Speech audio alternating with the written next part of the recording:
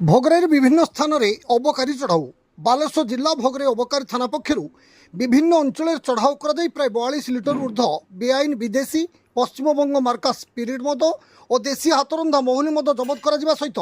एथिरे संपृक्त 2 जन महिला समेत 3 जन चोरा मद व्यवसायी को गिरफ्त कर कोर्ट चालाण कर